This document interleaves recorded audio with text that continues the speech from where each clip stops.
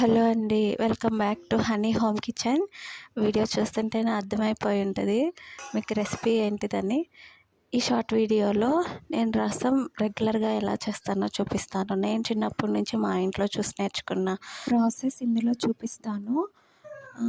Main ingredients వచ్చేసి tomatoes, కొంచెం చింతపండు. ఎక్కువ టమాటాలు వేస్తే అంత టేస్ట్ ఉంటుంది రసం.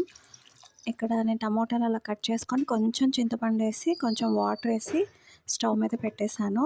బాయిల్ అవుతూ ఉన్నాయి టమాటోస్. ఈ స్టేజ్లో ఫ్లేమ్ ఆఫ్ చేసేయచ్చు.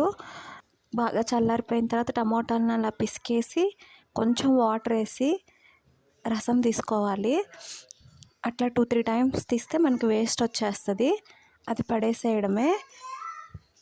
నేను ఇక్కడ సెకండ్ టైం రసం తీస్తున్నాను. ఉంటుంది మనం రసం తీసిన తర్వాత వేస్ట్ అంతా పోగా, ఇక్కడ వేస్ట్ అలా తీసేసేయడమే. ఇది మొత్తం వచ్చిన రసం. ఇప్పుడు తాలింపుకి రెడీ చేసుకుందాం.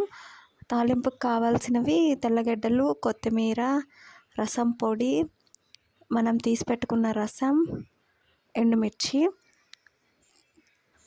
తాలింపుకి ఫ్రైయింగ్ ప్యాన్ పెట్టేసి సరిపడినంత ఆయిల్ వేసి, ఎక్కువ ఆయిల్ ఏం పట్టదు రసంకి, 1 టేబుల్ స్పూన్ అంతే ఆయిల్ వేసి మెంతులు, జీలకర్ర వేస్తాము మేమైతే.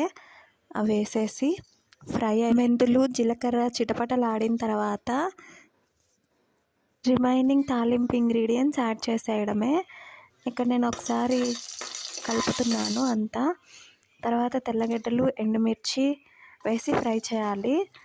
బాగా ఫ్రై అయిపోయిన తర్వాత చూసుకుంటూ ఫ్రై చేసుకోండి, లేకపోతే మాడిపోతాయి. సన్నమంట మీద ఫ్రై చేసుకోవాలి. కొత్తిమీర వేసేస్తున్నాను. నా దగ్గర కరివేపాకు లేదు, మీ దగ్గర ఉంటే కరివేపాకు కూడా యాడ్ చేయండి. తర్వాత రసం పొడి యాడ్ చేస్తున్నాను. నేను ఇది ఇంట్లో చేసిందే, మీకు రెసిపీ కావాలంటే అడగండి కామెంట్ సెక్షన్లో, నేను రెసిపీ చూపిస్తాను రసం పొడి ఎలా చేయాలో.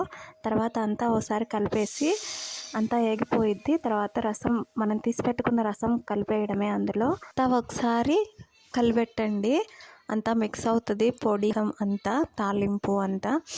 తర్వాత ఎండుమిర్చి ఇట్లా నలుపుకొని రసంలో కలుపుకుంటే కొంచెం వాటర్ వేసి కారం కూడా మనకు కలుస్తుంది. తర్వాత మనకు సరిపడినంత ఉప్పు వేసుకోవాలి.